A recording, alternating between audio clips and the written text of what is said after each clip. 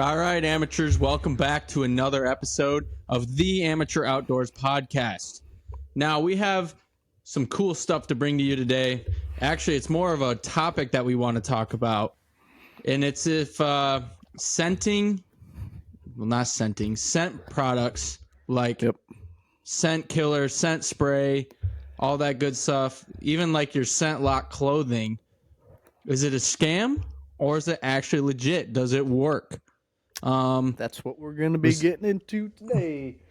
That is what we are going to be talking about. Me personally, I haven't noticed a huge difference with me using scent spray. Obviously, when it comes to like your scent-free body wash and stuff, it's going to make a difference. You don't smell like freaking Fruit Loops walking out into the woods. Or just like BO. So even like the scent-free deodorant stuff, like the deodorant sticks, I use that. I don't want to smell like dick cheese and dick butter walking out into the woods. But there's so many products that you can get. Like you got the spray, you got the deodorant, you got the shampoo, you've got the clothing, you've got the ozone machines that are supposed to pretty much suck your scent up and disperse it. Have you heard of those? Right. And it's like they make plug-in like car charger ozone things for a car. Right. To like get rid of scent. Well, I've seen like you can buy like freaking, I don't even know what you call them, but they're like scent destroyer, like almost like closets that you put up and put all your hunting gear into. Turn it on and leave your shit in there, and supposedly it gets rid of your scent.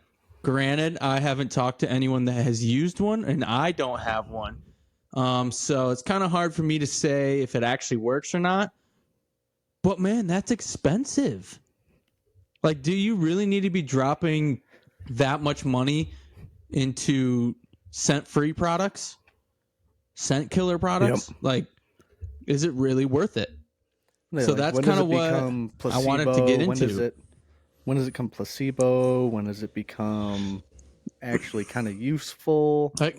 I think people are in like two is this different just camps. A fad for hunting? Mm-hmm. Is it a gimmick? Is it a fad? I don't know. Like, do you really need to spray the bottom of your boots when you walk in? If your boots have been in your truck all night, do you really need to spray the bottom of them? Now, granted, if you were to fry a bunch of fried chicken in your house, and your house smelled greasy as shit, and you were wearing your hunting sitting boots, in there, and you dropped, and you were wearing your hunting boots chicken while you were a bunch of grease is splattering all over, you might want to use that scent spray. It's probably, I mean, it's gonna help you a little bit, but it's not gonna get rid of your grease stains on your hunting boots. But no, yeah, mostly I feel like those really expensive products really aren't needed. It's more of like, how would I put this? It's if you have a lot of money just to dump on random hunting, it's not even hunting gear at that point. What would you classify like a scent killer closet? Like, what would you classify that as? It's not even gear. It's just it's like a storage. Shoot, I don't even know. Like you can I don't know. I mean, it would just be It's interesting. So you have to like plug it in and turn it on and everything for the closet? Yeah, and like a bunch of like it like sprays like this mist or something. I've seen videos of it. I haven't really dove too deep into it. The rabbit hole of scent killer products. But well, dude, yeah. So what do you use? What have you been using consistently the past couple of years for scent control? Like, what do you do? What is What's the process of? Mostly, yeah. Mostly what I do, when October 1st rolls around and I'm actually ready to start going out, I will throw before October 1st, I will throw my hunting gear into the washer with my scent-free laundry detergent, just to get rid of the smells. It's been sitting in a plastic tote for the past 9-10 months, however long it's been. When October 1st comes around, and at that point it'll be a year. So, it could smell like artificial plastic, and just kind of want to get rid of that weird smell. I'll throw it in. Yeah. So I'll throw it in the washer with my scent-free laundry detergent. It's just I do want to get any artificial smells out of it, and I feel like that stuff actually works. To actually wash it and get the bad smells out of there, but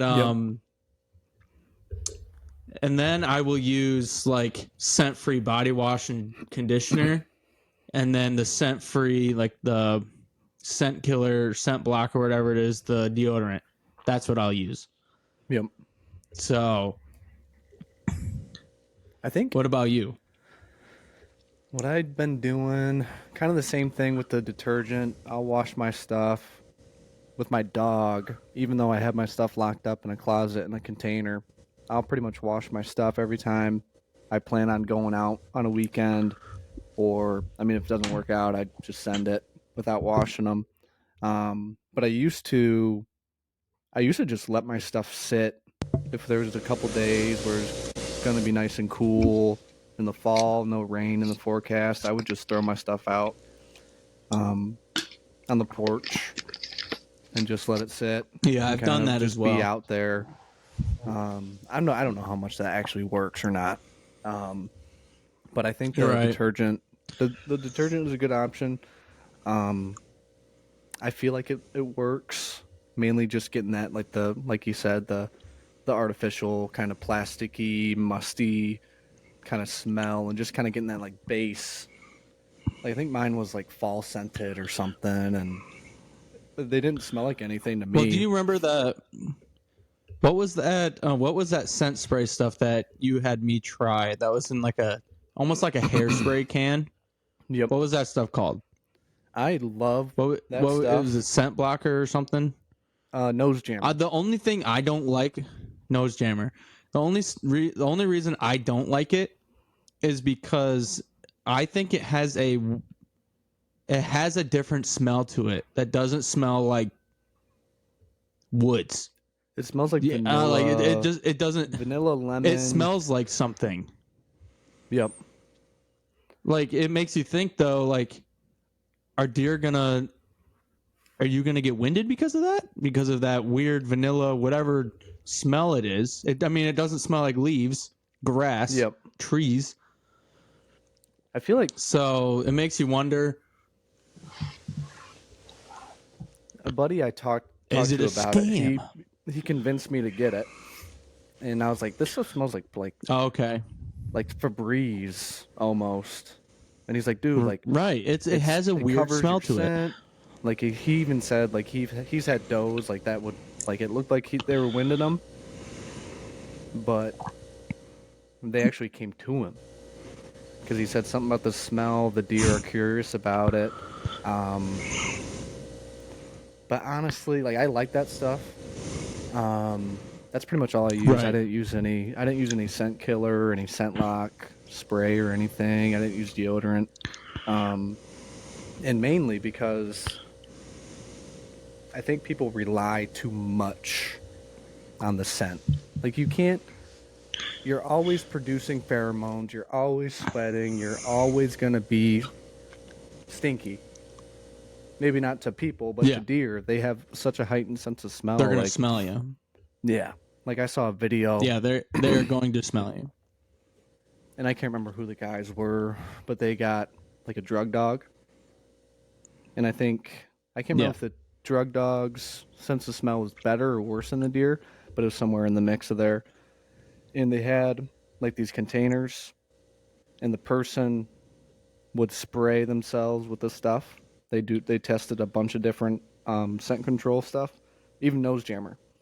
And every single time the dog found the person in under 30 seconds. Really? So it makes you really think, like, is it really working, or is it just kind of something the hunting industry is like, this is the newest, best. Really? We Yeah. we hired our own scientists to research it and validate it, and it works. But I don't think it really. I think Because it works makes you, to it an really extent. makes you think. Yes, I agree. Certain products I do think work, like the laundry detergent, the deodorant. I feel like that stuff actually helps. But when Yep. it comes to the actual spray stuff, like how much more can you actually do to get rid of your scent? I mean, deer in general have wicked sense of smell. And whether you buy all of these scent products in the world, like I feel like a mature old buck is still going to be able to sense and smell you if you aren't smart about your, the wind and whatnot. I mean, yeah, there are instances where they don't smell you, they don't have an idea that you're there, and so you successfully, fill a tag. Yep. But I mean, it's just one of those weird things where it really makes you think if it actually works or not. Yeah, that's kind of my sense to it. Yeah, because I've never, with my experience, I've never, ever shot a mature buck that was downwind to me when I had all the scent control, sprayed the absolute shit out of myself with it. It doesn't really matter. I think people shouldn't rely on the scent control. I think it has its place, but I think you should be, whether you're hunting public, private, you should really be focusing on the wind direction. Wind direction. That's pretty much it. Plan your hunts with the wind direction. You're not gonna get scented because they're not gonna be able to smell you. Like, you might get a buck coming somewhere you didn't expect, and they do smell you. But if you're going with a plan, right, and then even if the wind's bad, and you're going to hunt your private, and you don't have any stands that are good for that day, don't hunt. Don't go out. Yeah. If you know that wind is in a direction that is not beneficial to you at all, but you want to hunt, you want to go get a deer, don't. Just wait. You'll get a day. Yeah, be smart. I mean, what happens when you go out to that one spot and it's a bad wind? You just want to go out, and you go to that one spot and you have a big buck roll around, come close to you, and if he catches your smell, he's gone, and you never know. He might not come back. Obviously, hunting food plots is a different story. If he's munching away on that, he might come back. But I mean, they get big for a reason. They're not, if they think they're being hunted, they're not going to come around. Yeah, and especially in Michigan too, dude. Like, the pressure on these bucks, the mature bucks are super intelligent. You're not going to get lucky. I mean, you might get lucky. Who knows? But if you just spray up and you walk directly with the wind to your hunting spot, and you get up in your tree and you shoot a massive deer that's downwind of you, that's insane.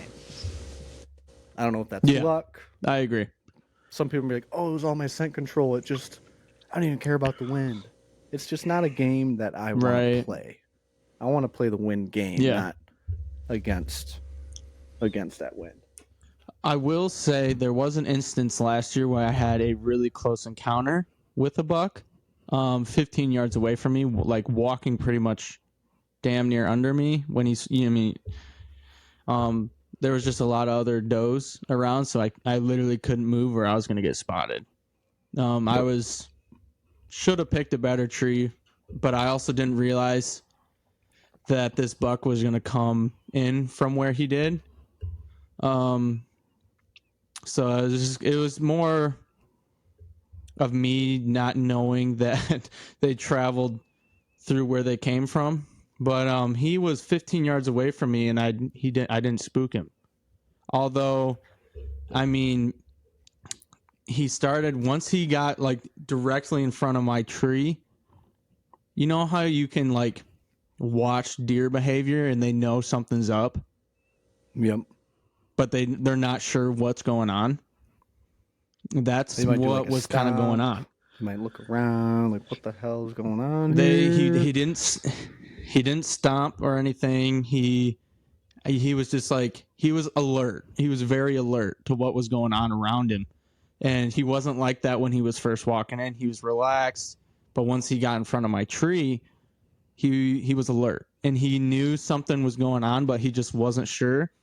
So he kind of steered off into a different direction after stopping for like a minute or so, trying to figure out what was going on, but he wasn't sure, so he wasn't going to go check out these other does that were to the north of me.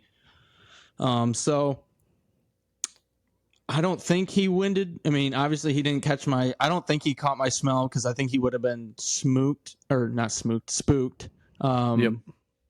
So I mean, it's hard to say. I mean, I did spray down my hunting gear that day. I normally do when I go out. You know, just I'd rather be safe than sorry. I don't really know if it actually works or not. I use it just because I don't want to get winded. You know. Yep. And if It's always if like, it works or not, I'd rather play it safe. But I'm not going to go out and spend $500+ on some storage cabinet that sprays scent shit on my gear, you know? yeah. So, I feel like I've been like doing it like religiously. I don't even think about it now. Like it's you get out of the truck, Yeah. it's whenever the sun's coming up an hour before and you're getting ready to go out, you just spray it. Like that's just you grab that scent Yeah. spray or nose jammer or whatever the hell you're using, and you just spray it out. Because it doesn't really Yeah. hurt anything. But I think right. people are like, oh, I got that buck because I had scent control. My ass. Yeah. There's no freaking way. There's no way. No. Especially after watching that video of that dog.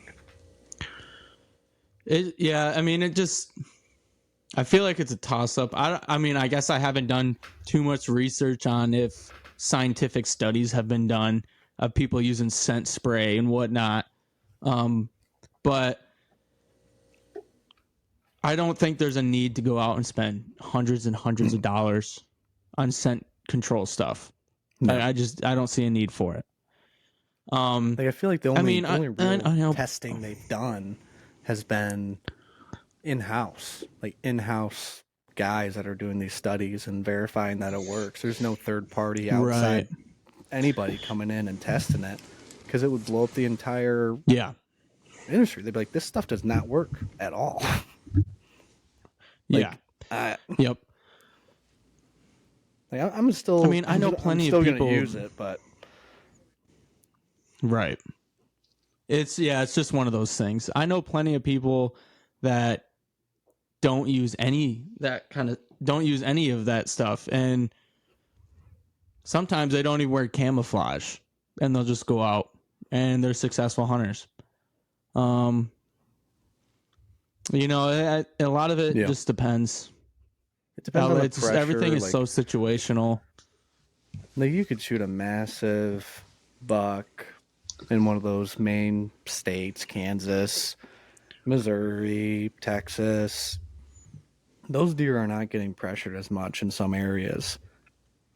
So you could probably get away with getting a little aggressive and not doing the wind so much. But I think strictly Michigan hunting, if you're on public land, unless you have private property that's in excess of 500 acres that you can run around on, I mean, you're not just going to be able to walk up to a mature buck and be like, I'm taking you home.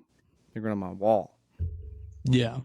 Yeah. Like all the bucks I've shot have been, the wind was in my face. That one was in my face. Another two were in my face. Yeah. Yep. And like I said, everything is so situational. It's I mean, hunting's tough, you know. It's challenging. That's why so many people enjoy it. Yeah, dude. And it gives you a rush when you are successful. There's so many different ways to hunt. There's so many different things, little things that people do differently. I mean, some people don't care if they don't shoot a buck. Like some guys just like going out when they have free time and getting in a tree and just thinking, watching animals, that kind of stuff. Then there's people that are running around public land trying to get that 3.5, 4-year-old buck in Michigan. And I think the one commonality is that most people are going to be using some sort of scent control. Really? Yeah. Yeah, I would say so. I would say most of the hunting population probably use scent control products. And there's really nothing wrong with that, but I think it's pretty easy to start going overboard with all this stuff because there's just so many different products and different companies, different brands, all that stuff. And it's easy to get stuck and caught in a rabbit hole that never ends. Of just like, I don't want to say pointless, but I feel like some of the stuff is pointless. You know? Yeah. It's about making money. Hunting industry is huge. There's so many different products. I mean, they work, don't work. I mean, I guess you never know until you get it. Yeah, but, definitely. Yeah, I mean, I use scent. So yeah, that's kind of our for so long, dude. Like that, I never bought anything else. Just scent lock. Yeah, I've actually. Yeah. But yeah, that's kind of Ryan and I's 2 cents on scent control products. If you guys have any other opinions or what, you know, just anything at all, just let us know. If you truly believe that scent control products for hunting are actually extremely beneficial, let us know. We want to hear. I mean, I feel like it's a controversial topic. So if you have anything at all, just let us know. You can get a hold of us on Instagram or our email at theamateuroutdoorslive@gmail.com. So, but transitioning out of that, the next time, the episode after this one, I will be in Alaska. Yeah, so I'm excited for that. So I will be out in Alaska, so I will not be able to record, but we will get another episode posted for everyone. So while I'm out in Alaska, we will prepare. We'll get it done. We'll make sure we have content for you all. There may be a solo dolo podcast with your boy. But we'll see. We're still planning it. Yep. And while I'm out in Alaska, where I'm doing some fishing charters, I'm going to get as much video and pictures as possible. I want to be able to post this stuff on social media. So I'm going to try my best to make sure I do that. I'm going to bring my GoPro out with me. So cool. I'm going to be wearing that. Yeah, I'm pumped, man. I really am. It's a week from today I leave. So 1 week exactly. Heck yeah, dude. That's gonna be amazing. So a little update for everyone. I actually on Sunday, I just bought a kayak. I sold my John boat and bought a fishing kayak. It's nice. I'm pumped to start using it. I've been wanting to do this for probably like a couple years now, but fishing kayaks can get really expensive. I didn't get a pedal drive one. I just decided I was going to start with just the basic fishing kayak. It's a nice fishing kayak. Don't get me wrong. Like like it's a wide. boat. It's 11.5 feet. It's it's big. It's 11.5 feet long, so it's good size. I just wanted to start basic and go from there instead of just dropping a ton of money into kayak fishing to make sure I actually really enjoy it. But I do think I'm gonna enjoy it more. So yeah. Yeah, dude. So the topic of this episode has been: are scent control products useful? Is it a scam, or do they actually work? Please let us know. Get a hold of us. Let's make a stand. Let's make a stand right now. What do you think? What's your position? Yeah. What do you guys think? Yeah. We want to friggin' know. Because I go back and forth so that much. about- But I think I'm in the middle. I can't make a decision. I think it's helpful to Yeah. a point, but you should not be relying on it solely to hunt whitetail. You're not going to have much Yeah. success. You might shoot a bunch of small bucks, but you're not No, going to be shooting those big boys. No, I agree. I totally agree. So, with that being said, that about does it for this episode. If you guys like this kind of content, make sure to follow us on Instagram, follow us on Spotify, and don't be afraid to also follow us on Apple Podcasts. Give us a review, and make sure you follow our Instagram at the.amateur.outdoors. We want to start making more content. We are making more content. And make sure you check out our YouTube channel at The Amateur Outdoors, because we're posting our video podcasts on there. So if you want to see our faces, see our expressions, do that. Yep. We're everywhere, So folks. that wraps it up for this episode. Tune in. Yeah, we're pretty much everywhere. You can find us. Don't be afraid to reach out. Yep. Let us know what we're Until doing. next time, guys. Any stories you got? I kind of want to have somebody come out and be like, yeah, I sprayed myself down with 2 bottles of scent control and walked in the woods and shot a 12-point into the wind. I want to hear that. I want somebody to say that, because that's amazing if it happened. I think scent control products are the best thing on planet Earth. I drank 2 bottles before I went out this morning, and I've been pissing scent control. I drank a liter of It's good stuff. fall scented. It gets.